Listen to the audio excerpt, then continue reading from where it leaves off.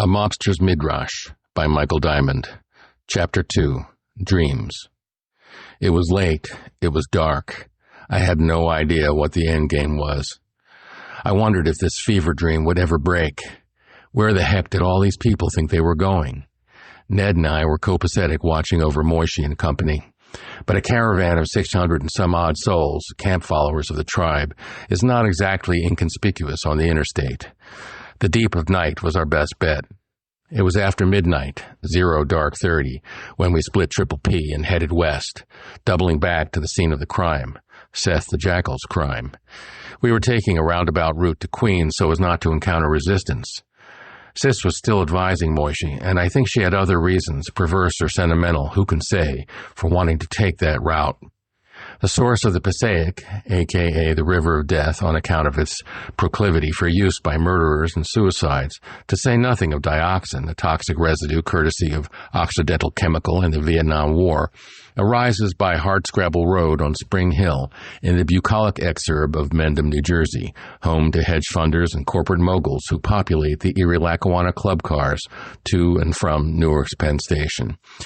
It bears no resemblance to the poet's strong brown god at that point. The river meanders its way south past General Washington's encampment at Jockey Hollow, shoots north to split the difference between the Tony Burbs of Milburn and Chatham, then on up to Great Peace Meadows, ironic name considering what ISIS did or did not find there. The field of reeds, where the dead are resurrected, not always a pretty sight. The bottom of the ancient glacial Lake Passaic, perhaps the Sea of Reeds, all oxbows and backwaters, home to the great blue heron, salamander, turtle, mink, and muskrat. It was nowhere, exactly where we wanted to be. We needed to shake any syndicate types that might be tailing us. Moishie instructed all the tribe heads, the unofficial moniker for the band's diehard fans, to scatter. The motley caravan divvied itself among the suburban byways and cowpaths of the Caldwells, northwest and straight up Caldwell. Scatter, standard strategy for eluding predators and for disposing of sundered body parts. After a discreet interlude of wandering, they were to hop, each clan at its appointed time, onto I-280 and head west to the interchange with I-80, Christopher Columbus Highway, at Parsippany. Then it's eastward ho, bound for the new world, or whatever the heck world lies ahead. We'd be waiting for them on the shoulder, gazing out at the meadows, where the road and the river bend east toward Patterson. Isis stared through the pink-tinted glass of the 67 Fleetwood limo she shared with Moishie and family as the odd pair of headlights lit up Great Peace Meadows at regularly irregular intervals. Ned was at the wheel, I was riding shotgun, and everybody else was catching some Z's on the other side of the glass in the passenger compartment. Everybody except Isis. A light mist condensed into rivulets that ran before her eyes. She wondered would she ever wake up from the recurring nightmare of Ossie's dismemberment. The weight of each hunk of flesh pressed into her palms as she gathered the fragments of her love and placed them, one at a time, into the oversized Eskimo cooler she dragged through the bog. Blink twice and hail sharply. The dream is gone. For now. Sis sank back into the plush leather upholstery and looked at her sleeping seatmates. Moishie, Sippy, and Lil Weezer dozed on the bench facing her, tilted like a row of dominoes toward the window upon which the paterfamilias leaned his weary head. It wasn't easy being the presumed spiritual guru to 600 or so odd souls, but there it was. Where Moishie went, the tribe heads followed, like day follows night. Only this night felt like it would never end, starting with the shootout at Triple P, then the mad dash for vehicles, and the long wait for the little lost lambs to show up. Lil Weezer, supreme on both alto and soprano, was no longer little, but he was still Sippy's baby. Quote-unquote, the hand of God, she called him, and nobody dared gainsay Sippy. Daughter of a Yoruba priest, Papa Jet, Sippy had some pretty mean mojo of her own. Next to Sis on the middle bench slumped the sleeping hulk of the older boy. Strange Ranger was his handle. And that he was, non-neurotypical to put a fine point on it. He had a mile-wide fro like his Auntie Mims, though he sculpted his into an impressive cobalt blue frohawk. Some say he receives the holy word through its swaying fronds, emitting blue sparks as he cranks on the tenor. On the way back bench sprawled Brother A, the mighty baritone. his main squeeze Ella, and Auntie Mim. They were all down for the count. Brother A's and Ellie's boys had their own rides, as they were older than Moishie's kids, and had their own families to muster for the journey. Rumor has it that Mimi was dating a younger fellow, a straight-up dude that goes by the simple moniker Dog, just plain Dog. But that is a complicated story for another time. The red VW microbus bearing the Wurlitzer floor model jukebox that contains Ossie's embalmed corpse is nowhere in sight. All Isis can see as she cranks her elegant neck to peer through the rear window is a pair of enormous flatbed tractor-trailers, a Lincoln Town Car, and 2 Cadillac Escalades parked several dozen yards back on the shoulder of the interstate. She has a funny feeling she knows who's in the town car. "What the hell is he doing here?" she mutters under her breath. "I should have guessed there was some string pulling to make this tablecloth trick happen so smoothly. The old fossil is tight with fat-faced Sandalphon, probably invested with him in Triple P. Damn, he probably knows about the Wurlitzer, too. Spies everywhere, for Christ's sake. He better not try to lay a finger on Ossie. I've got a few tricks up my sleeve that he may not know. Oh yeah, where's Fatface?" Moishie shifts his weight and groans when a large tanker truck headed for a terminal at Newark blows by and shakes the Eldorado down to its 2-ton chassis. The gentle weight of Sippy combined with Little Weezer presses into his left side. He too wonders where Fatface is. Still owed him the promised 100% of the door. The last time he rifled the bills in his wallet, it felt alarmingly light. I know where Sandy is, more or less. I was the only one called him that on account of how tight we were. More tight than these guys had any right to know.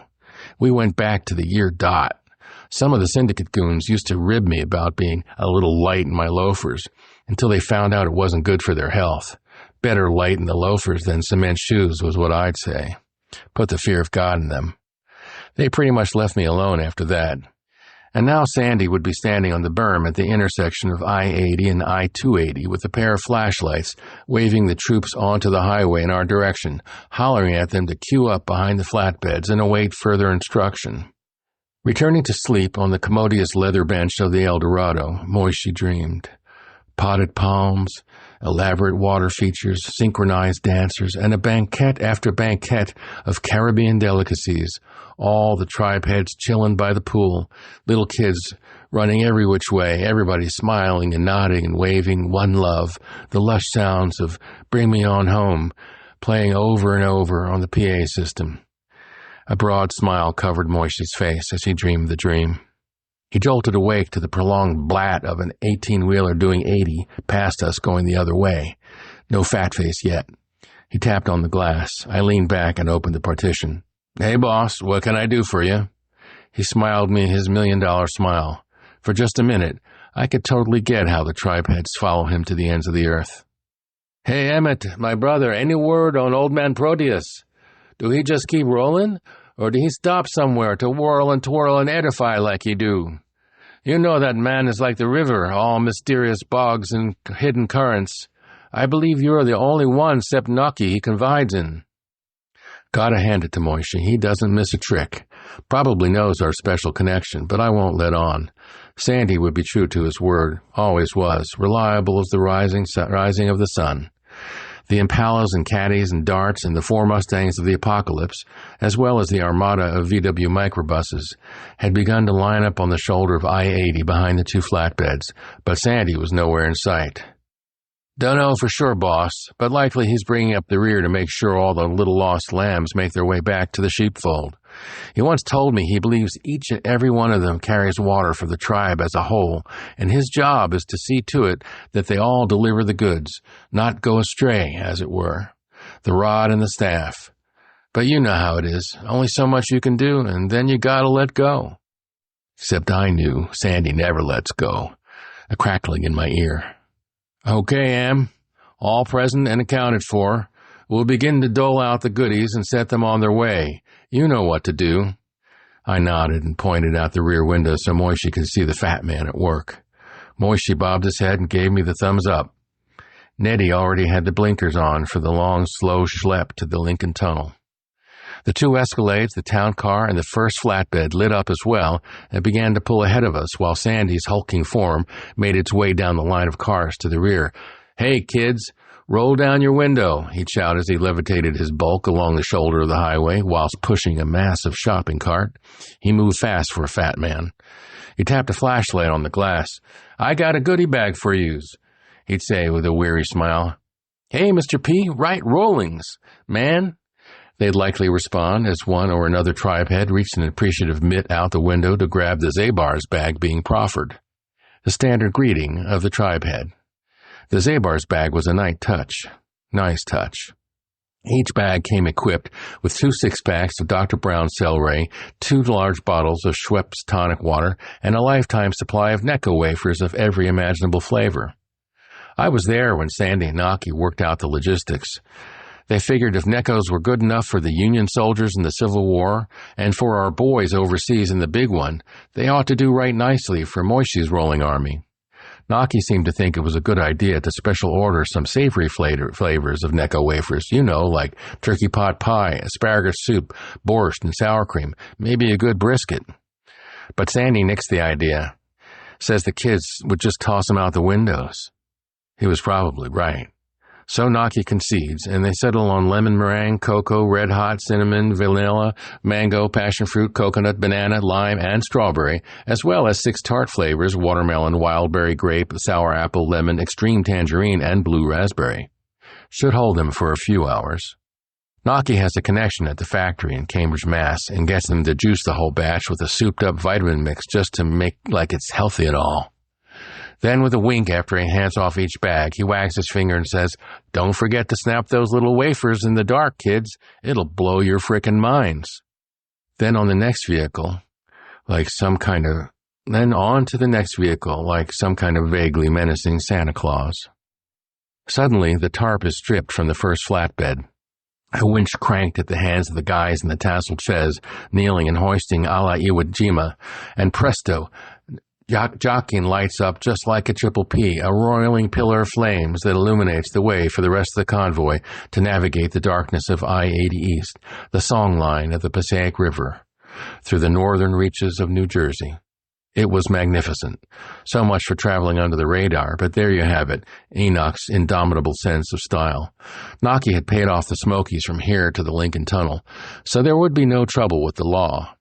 His network was everywhere, seemingly based nowhere, at least nowhere than any of the lower-level flunkies knew. By this time, all the passengers in the El Dorado are awake and jabbing at the windows as we pull out behind Naki's town car in the Escalades, the tribe heads following hard by. Sandy had humped it back to the end of the line, left the empty shopping cart on the berm, hopped in the back of his specially modified 1969 Winnebago Chieftain, the Whale, and barked the order to roll out. The only vehicle behind him would be the other flatbed. Once underway, they'd hoist Boaz, all silvery clouds and smoke, to bring up the rear. Fatface smiled as he muttered to himself, "Frickin' P-cubed on wheels. Now there's a sight." Meanwhile, the tribe heads all tore into their goodie bags, hot to see what old man Proteus, as they knew Sandy from the club, was talking about. Sure enough, a look of childish delight spread on every face as the snapped Necco wafers gave off blue sparks made visible in the dark interiors of their vehicles. Microcosmic fireworks. Santa would be pleased. Little Weezer addressed Isis, "Mama Biddy."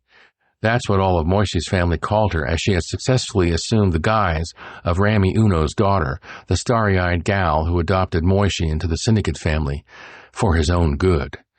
It never hurt to have connections. Sister Mim thought it best to keep it mum that their real mama was alive and well downriver in the hood. So it was that Mama Biddy became part of their family when the big sting wiped out all of hers. Those federales could be pretty merciless when they thought you were packing. Thing is, they thought right. Isis had pulled the switcheroo with Mama Biddy when Moishie was a rugrat so she could do her infrared wand mojo. Sent the real Mama Biddy back to her angry papa, who didn't cotton to her slumming with downriver folk. Some people say he sent her on a vacation to hang out with the Greeks and Queens, learn the numbers racket and all that. Truth is, he had one of his thugs take her for a long trip down a short road, if you catch my drift. So when Isis shows up as Mama Biddy, they all assume she's back from her field trip. She makes everyone swear not to tell her papa she's hanging thieves with the hired help because he wouldn't approve. Understatement of the century. It only worked because Rami Uno was otherwise occupied with shaking down the locals for small change and spreading quote-unquote joy, his own patented brand of dope, all along the Passaic River Valley. "Mama Biddy, Mama Biddy!" Weezer hollered to catch the old lady's attention. She slowly turned her sad eyes from the fading vista of Great Peace Meadows to attend her adoptive grandson's frantic gesticulation toward the front window. "There goes Jockin, burning up the highway. How cool is that? We're taking our show on the road." He grabbed his alto and started honking a traveling blues they all loved. Before you knew it, Brother A and Strange Ranger had their axes out to slide a mellow harmony right underneath Weezer's lead. Moishie caught Mimi's eye and mouthed, 1, 2, 3, and had to admit it was better than anything we were likely to pick up on the radio that time of night. "You're a cruel toll taker. You know I can't pay the price. You're a cruel toll taker. Your heart is cold as ice. I'm trying to wind my way to heaven, and you won't even treat me nice." Moishie and Mim, harmony only a brother and sister could make. Even Isis couldn't resist nodding and tapping with that one. Nettie and I were humming a drone in the front seat. Only musical thing we knew how to do. What we didn't know was that Sandy, ever the showman, had rigged up shortwave comms to broadcast our rolling gig to all the other radios in the entourage. A sweet surprise for all the tribe heads in tow. We looked back and saw all the lights blinking in time to music. "Whoa," says Strange Ranger. "Now that is some fine techno mystery. We must be broadcasting on station WPPP." So they cranked it up all the more. Seeing as Naki had it in with the Smokies, we were sticking to the interstate all the way there. No sense in courting unnecessary attention. Should have seen the truckers with their mouths open as they passed Jockin and Boaz lumbering down the road. They all promised themselves they'd cut back on the black beauties. A bit more roundabout, but not that much longer of a trip. We zipped past the Mount Nebo Cemetery in Totowa, caught a glimpse of thieves perched over the falls in Patterson, birthplace to the poet of the Passaic, saw the bright lights of the Paramus Mall in the distance, and nodded to Hackensack and Teaneck before we spaghettied into the intersection with the Jersey Turnpike, diving south toward Secaucus. We gave Newark a wide berth so as to miss Triple P entirely, a bittersweet goodbye. Sandy thought it best that we make a pit stop at the brand-new Vince Lombardi Service Center, about halfway down the pike to the turnoff onto I-495. Didn't think the little ones could make it much further without bursting. Truth is, the old ones weren't going to last much longer either. As we pulled in, you could see the skyline of the city across the river. The occasional buzz of airplanes headed for Newark International broke up the late-night quiet. We rolled down our windows and took in the aroma of diesel fuel and eau de garbage scowl. Vince Lombardi, what would the Gipper think? The kids were already tumbling out of the vehicles when we noticed the other crowd at the trough. Looked like a biker convention. We didn't want any trouble, so Nettie and I powwowed with Sandy and Moishie and came up with a plan. After some consideration, Nettie and I flanked Moishie and headed toward a particularly large clot of bikers. When we saw their colors, we slowed our roll just a tad. Malabikes, a.k.a. hogs of evil, cut purses, pickpockets, and general miscreants. Their handle, infractor, was spelled out across the backs of each spike-haired and tattooed one of their sleeveless denim selves. More than a few bore the decorative pickelhaube atop their greased locks. Not a pretty crew. Then Ned recognized one of them. "Hey, Gog, what are you dudes doing here? We thought we had the highway sewn up." The rather grim-looking fellow grinned a black-toothed grin back at Nettie. "Ned, my man, a sight for sore eyes."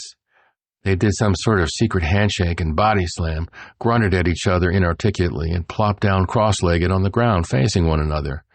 Turns out Ned and Gog are cousins.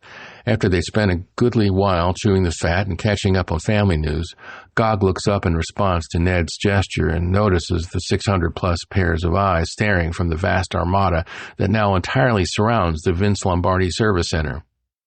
The bright light of understanding lit up in the biker thug's otherwise unilluminated features as he and Ned levitated themselves, performed a reprise of their arcane handshake and body slam, grunted, and parted ways amicably. Gog made the round-'em-up sign to his compadres. The few dozen motorheads revved their engines and bid us a loud farewell with a general hullabaloo and raising of fists. Moishie and I queried Ned as he ambled back in our direction. "What the heck did you say, man?" was what shot out of my mug. "Well done, brother Ned," Moishie rejoined with a brilliant smile and full forearm handshake. "Whatever it was you said, I raise my arms to the skies in praise of you." And he did so, eliciting the blinking of headlights from each of the tribe-head vehicles. "Guys," Ned began, "Gog there is my cuz, black sheep of the family, but a dude who comprehends strategic advantage. He may look insane, but he's still got a few working neurons in that helmeted head of his." Moishie and I smiled at that, as the same might have been said of Neddy by those who did not know his tactical brilliance. I told him not only did our boss's boss have the state troopers in his pocket, but these 600 or so foot soldiers had just come from roaring out a gaggle of pharaohs packing Tommy guns, so they wouldn't think twice about a handful of bikers with knives and chains. Moishie turned a bit dark upon hearing this. He had planned the "we come in peace" approach and wasn't happy to spread it about that the tribe heads had caused the demise of the pharaohs. They might not be so welcome in other venues. "Do not despise a musician," he would always say. "You once played strange music in a strange club." A brief silence. "I feel you, boss," Ned allowed as he scuffed his army boots on the tarmac. "But I know these guys. You either piss on their fire or they piss on yours." Moishie didn't exactly understand the metaphor, but signaled Ned to continue. "Gog's no fool. He could see they were outnumbered 10-1. Not good odds for them. Besides, he says they were on their way to a biker convention at Split Rock Lodge over in the Poconos and wanted to stay pretty for the other bikers." Even Moishie had to smirk at that one. He'd played a gig there once or twice. Rough joint. A regular brawler's bazaar. So I says to him, "Look, Gog, round up your troops and split this watering hole, and for our part, we'll forget we ever saw you here. Capiche?" As you could see, he capished. Moishie loved it. As soon as we were back in the El Dorado, he hopped on the comms to broadcast the day's message to the tribe heads. "We have been sprung and the Malabites have gone their way. So in honor of the miracle of this day, let us always remember to forget the Malabites, henceforth and forever. Forget the Malabites." Nodding and thumbs up in every vehicle and musterings of, "Yeah, forget those guys." So henceforth and forever, it is the custom of all devoted tribe heads to remember to forget the Malabites. That's the real deal, how it really happened. The Who Shot John got all mixed up later. Brother A and his buddy Liberty, Dog's daddy, were jamming on one of the flatbeds, and little Josh was leading a line dance. Kept the tribe heads distracted while we got the job done. You want to exaggerate the threat of the Malabites and read them as your eternal enemy? That's your business. Everyone's entitled to his own version. But this is me, Emmett, giving it to you straight. Onward down the eastern spur of I-95 rode the 600. Jockeying, then Nocky and Company, then us in the El Dorado, then the 600, then Old Man P, as the troops knew him, then Boaz. Quite the sight. We glimpsed the last of the Hackensack River before we veered east at Secaucus for I-95 and the Lincoln Tunnel. Time to lower the flags, that is, Jockeying and Boaz. They'd never make the 13-foot clearance. The guys in hard hats set to working the winches again. When we rounded the bend, I shuddered a bit as I gazed across the mighty Hackensack at the meadowlands on the other side, another burial ground patronized by mobster undertakers. May all those thugs rest in peace. For now, we were leaving the valley of the shadow of death in the rearview mirror. Truth is, death is a dream from which none of us will awaken. It's the dream that animates most of the musings our people have committed to writing, our scriptures. It entered the picture with the tree of knowledge of good and evil. Makes sense to me. As soon as you go dividing everything up into sides, bit-a bang, bit-a boom, in comes death. Somebody's got to be the fall guy. I've spent a lifetime making sure that guy wasn't me. But you know, sometimes the nicest people set it up, taking sides in good versus evil. So seductive, right? Whose side you gonna be on? But the frickin' minute you choose, it's knives out. Devil take the hindmost. It's like there's some cosmic agency making damn sure it's a zero-sum game, or worse. The house always wins, after all. The dark poetics of death's bureaucracy. The bureaucracy will get you every time. Even before you're born, they've got their mitts on you. The insurers, the prenatals, the antenatals, the antinatals, the pronatals, they're all tracking you to figure out which side you're on, who you're going to vote for, and how much you're likely to cost or pay. It's all calibrated by the bean counters, the lucubrators, the watchers at midnight, the algorithms. There's no escape. Then, of course, you've got your actual moment of birth, delivery. We all arrive like so many packages from UPS, like the Israelites from Egypt, booty in the hands of a marauding highwayman, a new line of dialogue, a fast pitch over home plate, like the dead and the near-dead from the clutches of Hades. No wonder they need to smear our little feet with ink and stamp them for us onto a fresh piece of blotter paper, proof of delivery. Then there's the wrist bracelet or the ankle bracelet, the registering of names, pater and mater and baby makes three, and the taking of vitals and the recording thereof. Never seems fair. They take our vitals and never give them back, over and over, a lifetime's worth of vitals. It's a wonder we have any vitality left. So there you have it, a ceaseless parade of vitals takers, each taking its pound of flesh nearest the heart. It only gets worse toward the end. You can feel it, a subtle acceleration in the taking of vitals. Check this, check that, check the other, and pretty soon it's checkmate, no other moves left on the board. The bureaucracy snatched up all your pieces. The moving walkway is ending. Thank you for shopping planet Earth. Watch your step. Have a nice afterlife.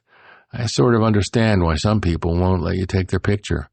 Once taken, they are rarely given back, and never in the same condition in which they were taken. That's not me, we exclaim. No, but it is the part of you that was taken. Simple, really. How much charier should we be if someone taking our vitals? I suppose you could say the same for any form of depiction, the removal of pics, surgical or otherwise. We all know what it's like to read something somebody else has written about us. Again, that's not me. What did you expect? That pic has been deftly lifted off your person by the so-called author. Of course, the final depiction comes at the hand of the author of life and death, him or herself. I shudder to think. What shall we make of those who engage in self-depiction, a kind of masochistic self-injury undertaken by those of insufficient self-awareness to know the harm they inflict upon themselves? Some may argue it is an act of supreme generosity, a sacred gift to those who consume those depictions in a kind of societally sanctioned cannibalism. Chacun a son goût, I say. Nonetheless, most of the bounty availed by the trove of self-depictions that erstwhile authors inflict upon themselves goes entirely unheeded, benefits no one, the lifeless pics oozing ectoplasm into the hungry maw of the ether, never to redound to the author's account, whether or not it downed it at all in the first place. I do not recommend it. Yet, there is a whole cottage industry of depiction of the gradual slide into death, memento mori, they call it, the taking of mementos of the soon or to be or already long since departed souls, ostensibly for the purpose of reminding the rest of us we will be there soon enough. Just when you can least afford it, they want to strip away the memory of you and hang on to it for themselves. Like any other relic, removed from the body of the deceased, it has a certain morbid quality and may be distributed in smaller and smaller fragments that its ectoplasmic signal might inspire a logarithmically expanding number of those who would breathe this rarefied ether, tasting of the snifter of the purloined memento. A refined form of cannibalism, more subtle than the brain-eating zombie or blood-sucking vampire. Sin-eaters, the holy officers of the most ancient spiritual traditions, are the ultimate bureaucrats. They arise from small villages in Oaxaca, from the glens of Wales, from Eastern European shtetls, and once from the very Temple Mount itself in Jerusalem.